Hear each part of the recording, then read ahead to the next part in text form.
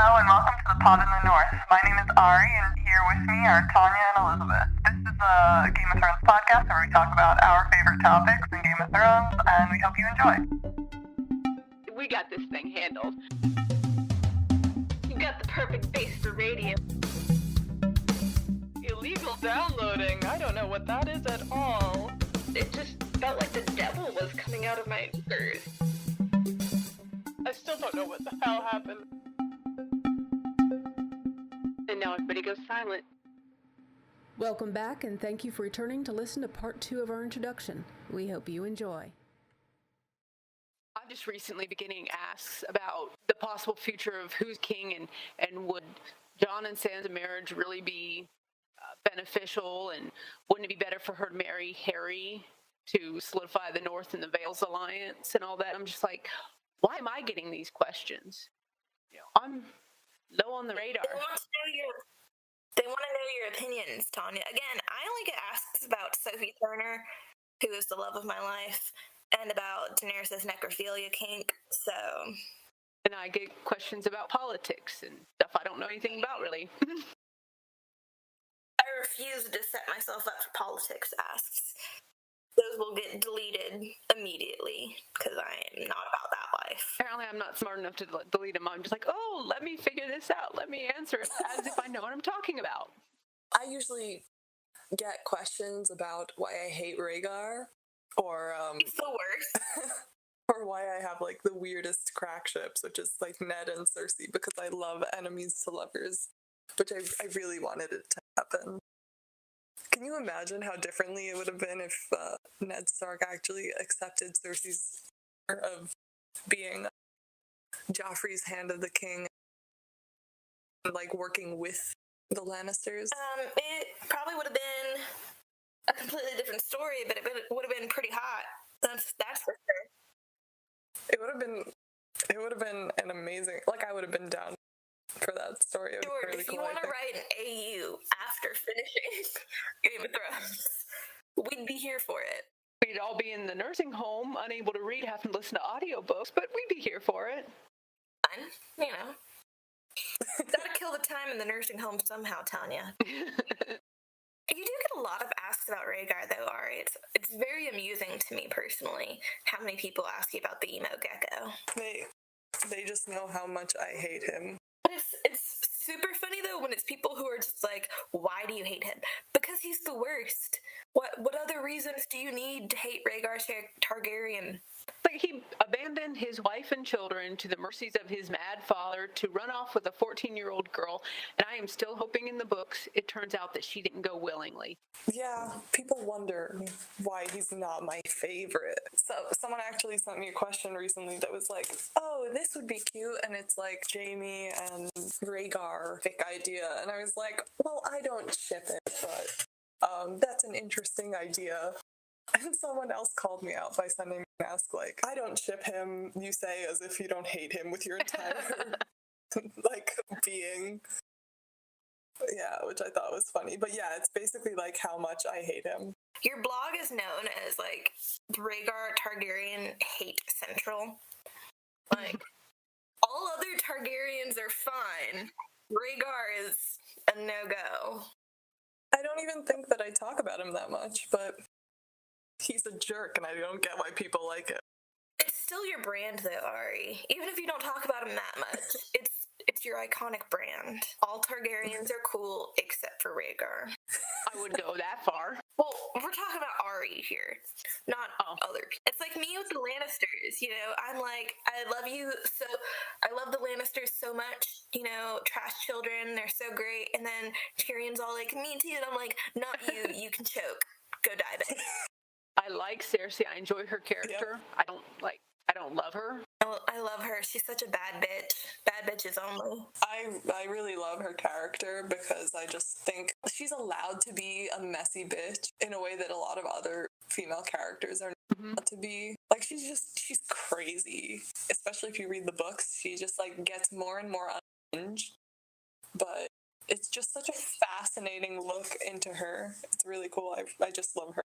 She's just pure chaotic evil, and I love it. It's like... Yeah, that's why I enjoy her character. I don't like her as a person, but I enjoy her. She's so chaotic. I love it. Mm-hmm. It's kind of why I enjoy book Daenerys' character. I don't like her. I don't want her to win, but I enjoy her story. Yeah, I really enjoy her story, and I enjoy her point of view. Well, now that you've been reading the books, Elizabeth, what do you think? I still hate Daenerys so much. She's more interesting in the books, I will say. Like, she's more, like, she definitely is more nuanced than she is in the show. I think she's more sympathetic. I don't know. I don't find myself feeling a lot of sympathy for her when I'm reading her chapters. I'm more frustrated with her a lot of times because she just refuses to ever learn from any of her mistakes or listen to anybody. But she is definitely more interesting. I will give her that. But I still just legitimately don't like her. And I don't know if it's because I was already tainted, like, by watching the show first. And so, like, I already knew kind of my feelings on her. But then again, I really liked Tyrion in the show. And then I read the books and I was like, nah, fuck that bitch, for sure.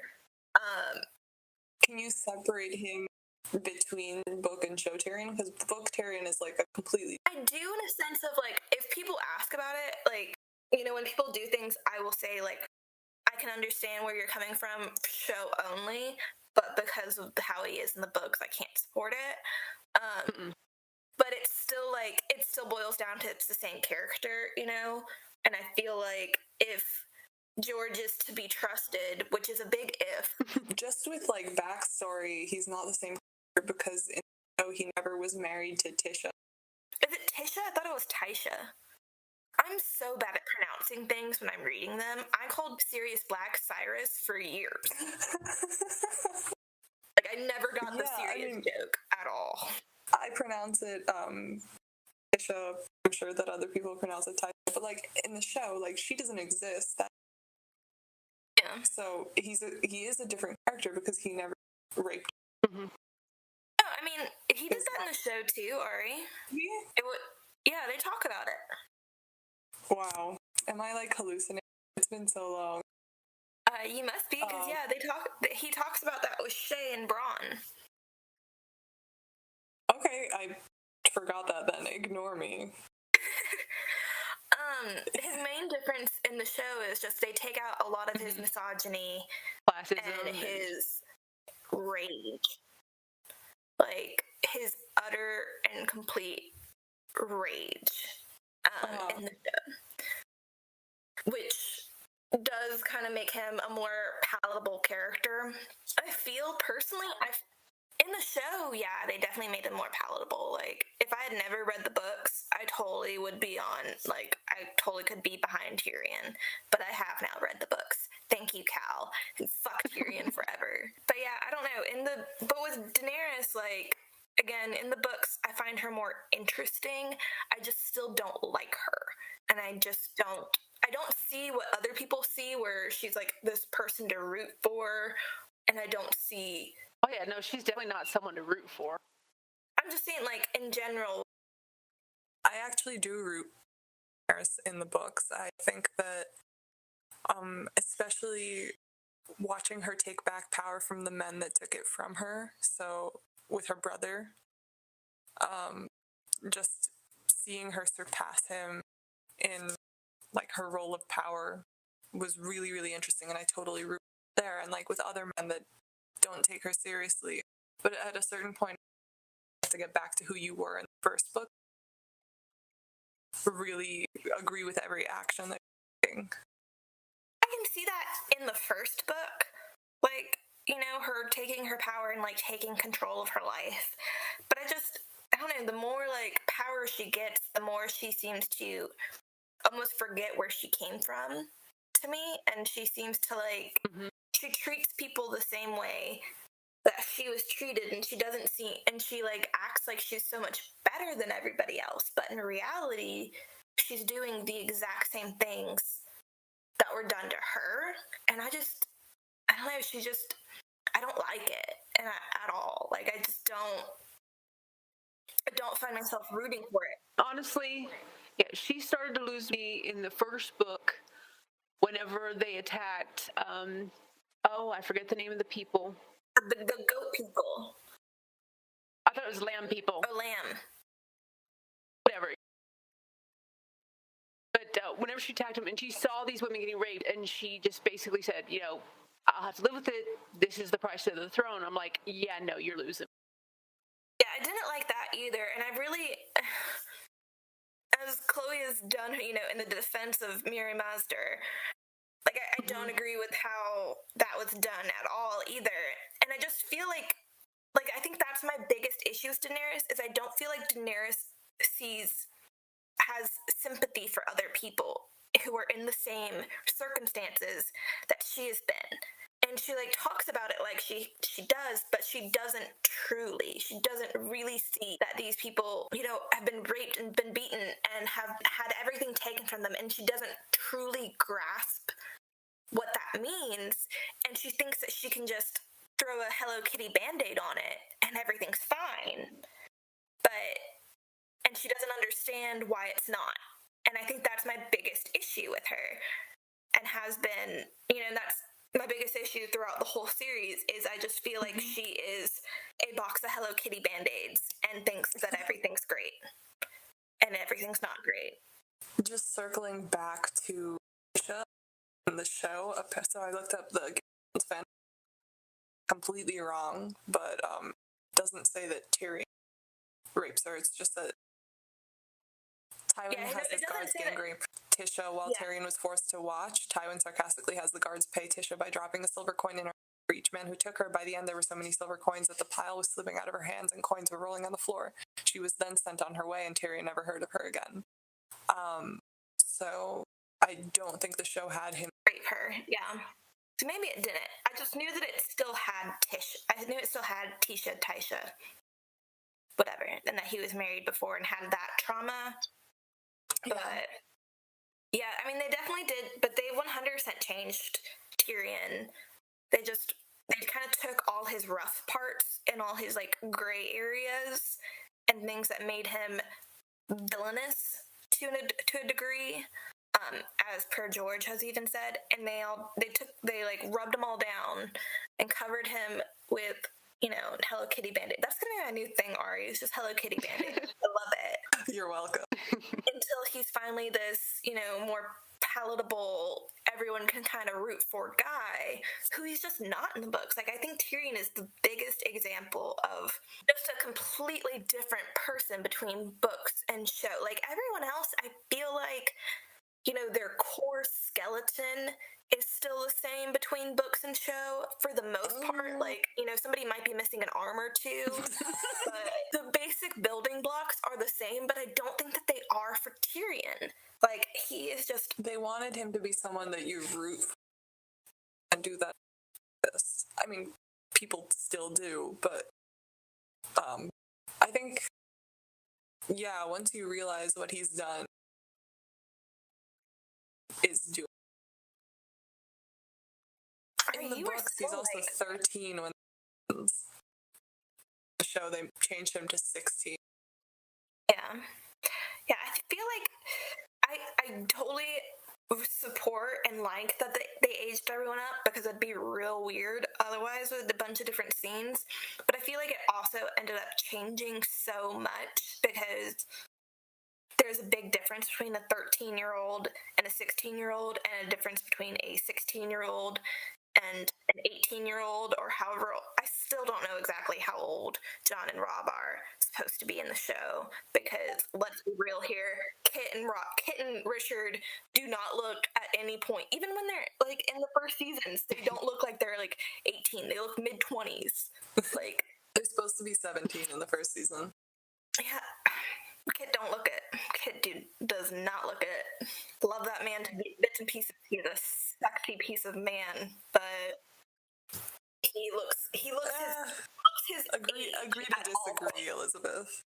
He's not that sexy. Ari, Tonya, we're gonna have to ban Ari from this podcast forever. We'll have to take a vote on it.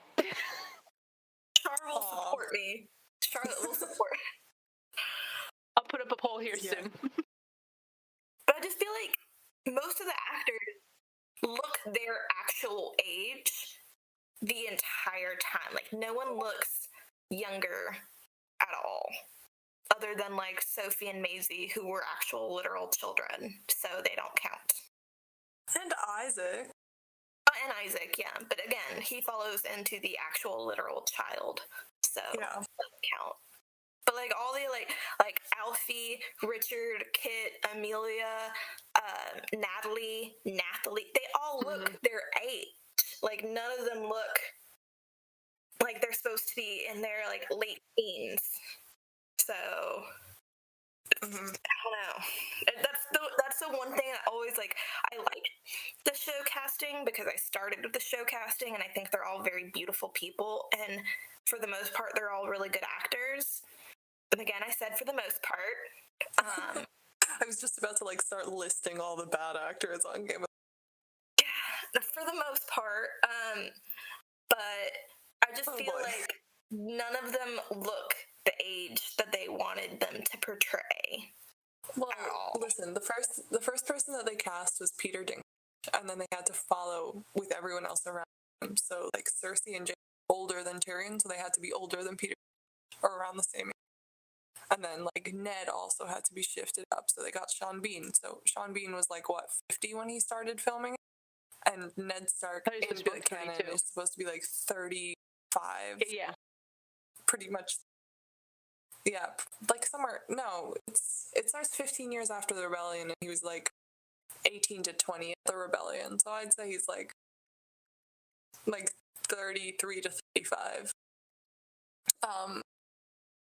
Yeah, so I think that it did, like, so, like, in some cases, when they aged up the kids, that might have been better because they got better actors, but in other cases, like, you're not shocked by the ages, because Ned is so young when he is. Yeah. Like, you're supposed to be shocked with Rob, and I feel like Rob you're not really shocked with, because Richard Madden was, like, 28 when that happened, when Rob is supposed to be, like, 16. Exactly, yeah, so that's why it's like, it lost a good bit when it did it. Well, did they ever explain why they aged up Brienne? Or was that just because they had Gwendolyn? Oh. I think it was just to get Gwen. I think that's possibly the reason. And the whole Jamie situation too. You know, like, no matter how anyone feels about the ship, because I know there are antis out there, which I can't believe there's antis out there. But, you know, Jamie and Brienne's relationship has always been very, like, heavily romance coded. And so if you're going to have someone against Nikolaj, you can't have a girl who literally looks 18. That would be really uncomfortable. So I think they went with an older actress. And then they found Gwendolyn, who is perfect in every way. I think when they aged up Brienne, I think it's good that they changed her character so much, because the way she's characterized in the books, it makes sense for an 18-year-old. But to have that on was she supposed to be 30-something in the show? No. She's supposed to be like 20, 30s. It just would have come off as if she were, like, possibly had a learning deficiency or something, just to be that naive at that age. So that's one case where I'm not all that upset by the change in character.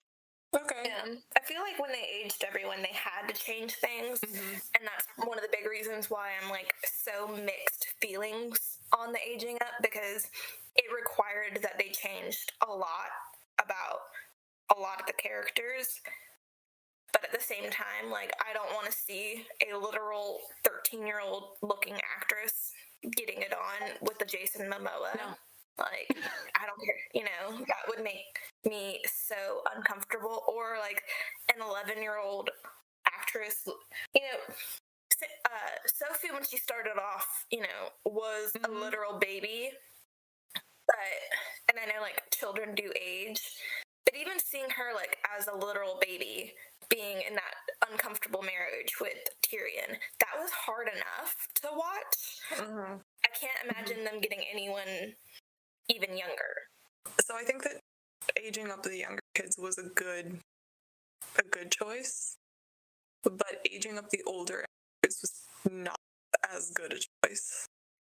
Yeah. No matter how much I love some casting, Lee Nahidi step on me. I actually saw a commercial with Natalie Dormer recently, where she's like dressed up in queen regalia, and she's like, it's an espresso commercial or something with George Clooney. And I love that commercial. She's so beautiful. Yeah, she's blonde there, and I was like, oh my god, she's the perfect age for book Cersei. Mm-hmm. She would be such an amazing Cersei. Like, she was a great Mark, but she would be an amazing Cersei, and I really want to see that. You know, now that you say that, though, you're 100% right in every way. Thank you. Also, now that we're talking about, like, actors and appearances and how, like, Peter Dinklage was kind of older than Tyrion. Tyrion's supposed to be 25. I find it so funny that they, in the first couple seasons, they were trying to go with blonde Tyrion, and then they just gave up. He's just brunette. He has a very dark brown beard now. Yeah, he looked so bad in those early seasons. That was such not a good look. They like bleached his hair. It wasn't even like blonde. It was bleached blonde. It was that weird, ugly yellow color. It was Draco Malfoy hair, and it was not good. Yeah. So, sorry, Tom Felton, but we all know that hair looked bad. So, yeah. You know, what's funny is they did the same thing to Jack Gleason. Like, they bleached the crap out of his hair, but it actually didn't look bad on him. I didn't even realize they did that. His hair was like bleached to death. Like, he has very naturally dark hair. Well, just shows you how much I don't pay attention. It had to do like to him. Same thing with Sophie, you know, where they were like having to color her hair like every week. They're having to color his to cover up the roots.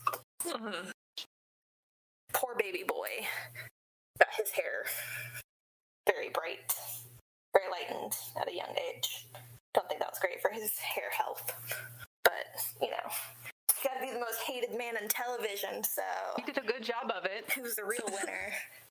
Not him. Yeah, but he gave up acting He did. because people were so. Yeah, I think he only does like local theater work now because people would like stop him in the streets to tell him how much they hated him and that he was the worst. So mean. I know, right? I can't imagine, like, no matter how much I hate a character, I would never say that to an actor. That's so mean. It's just like they are not their character. People need to learn to separate fiction and reality more. Yeah, especially when it's like a child actor.